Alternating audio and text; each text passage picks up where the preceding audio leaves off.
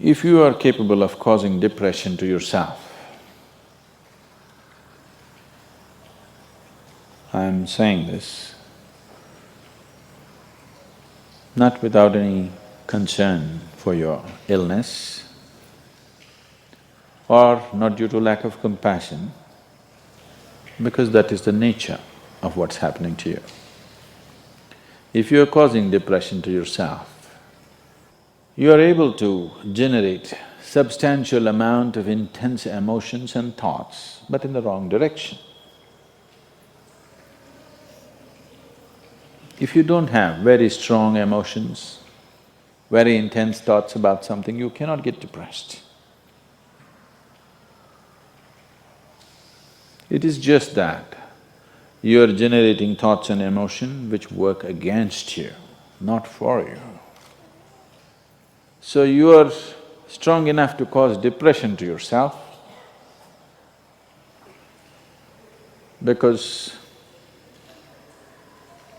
for you to cause a mental illness for yourself, unless you're pathologically ill, which is just a small number of people, rest are all self-created. Most of them are self-created. A few are pathologically ill, they cannot help it. It just comes from within because of genetic and other factors. Almost everybody here, if we train them towards a certain kind of thought process and emotion and push them a little bit with the outside situations, almost everybody will go lose their mental balance. They will become clinically ill. They can be driven to madness, I'm saying, because the line between sanity and insanity is very thin. People keep pushing it. You get angry, you're pushing the line. It's a thin line. In fact, when you get angry, you know you're pushing the line. That's why the expression, I was mad at somebody. You're not mad at somebody, you're just going mad. You cannot be mad at somebody. You're just pushing your sanity, the boundaries of sanity, and moving into insanity for a certain period of time and coming back. You do one thing every day, you try this, 10 minutes a day. Try intense anger on somebody. What? You will see in 3 months' time, you will be clinically there. Yes. Just try it if you want. Because if you keep pushing the line, you go mad and you come back, you go mad and you come back, one day you're not able to come back, that's all. One day you're not able to turn back, then you're clinically ill. You must understand, even if you got angry for a moment, you're already ill. Maybe you don't get the certificate of diagnosis. They don't slap a certificate on you that you're gone, but you are going, isn't it? You think it's your right to throw tantrums, you think it's your right to get angry with people, you think it's your privilege to be depressed so that you'll get attention from somebody. You keep playing this, one day you will not be able to turn back. Keep crossing the line every day, one day you will see you cannot cross back. That day, you need a doctor. Till then, everybody needed a respite from you, but the day you can't cross back, they get the respite because now they can catch you and give you to a doctor. Otherwise, you're temporarily going mad every day, many times a day. They cannot even send you to an asylum, they have to bear with you, your family, your friends, your people around you. If you get at least truly clinically ill, we can hand you over. There's one temple in Tamil Nadu, you know. where they chain you and keep you. Where there is no hospital, no psychological for ailments, there's no hospital. There is a temple that somebody created which is supposed to push people back into sanity. So, families just take them and leave them there, they're shackled and left in the temple. You give them some money, they'll feed you, and you're just there like an animal, tied up. I think if hospitals were run like this, a lot of people wouldn't go crazy. They would maintain their sanity. Right now it's too deluxe. If you make hospital extremely comfortable, it'll become an incentive to become sick. And you have incentives in your life to become ill, right from your childhood.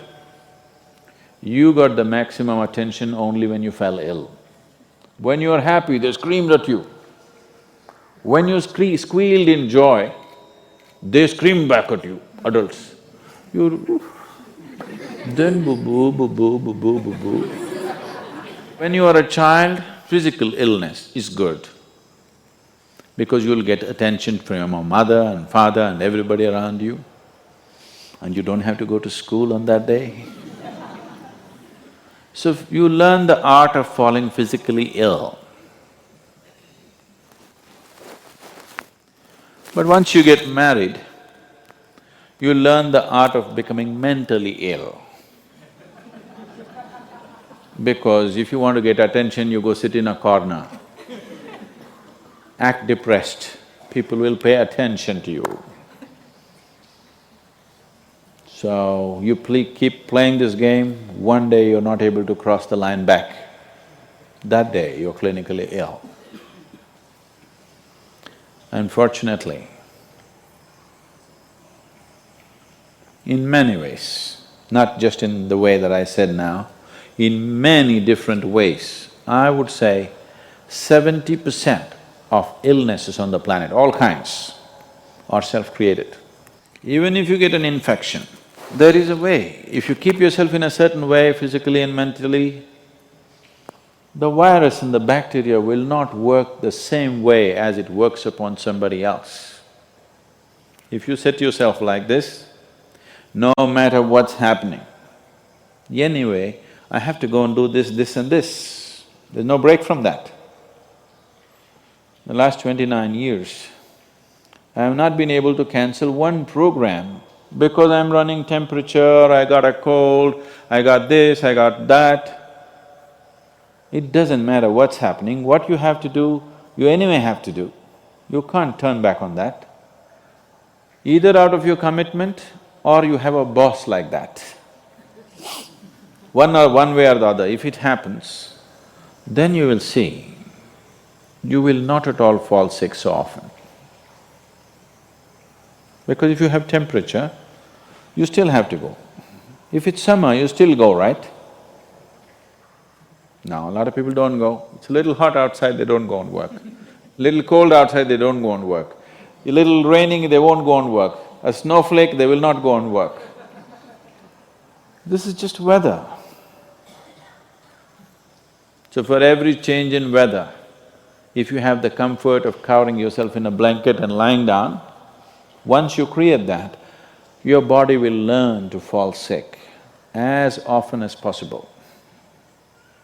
If you just keep it this way, it doesn't matter what it is, anyway I have to go and do what I have to do, you will see your body will just bounce back as quickly as possible, even if it gets the worst kind of infections.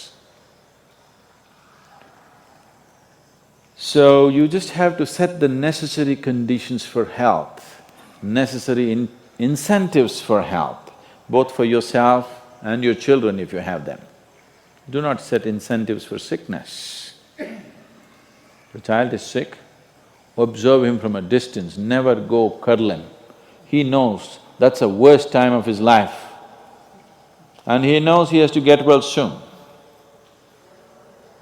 And give him the best attention when he is joyful. You will see he naturally learns from within. His very chemistry will learn that it pays to be joyful, it doesn't pay to be sick.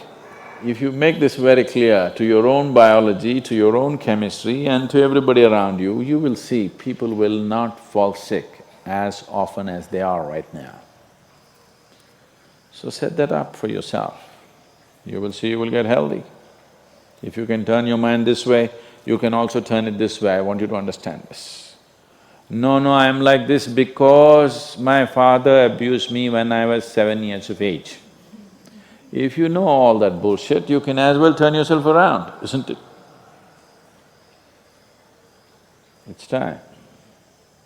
You must understand, mentally, physiologically, chemically, energy-wise, you must clearly understand it doesn't pay to be sick, unhappy, depressed. It doesn't pay. To be joyful and ecstatic, it pays. If you make this clear to all these people inside, they will all behave properly.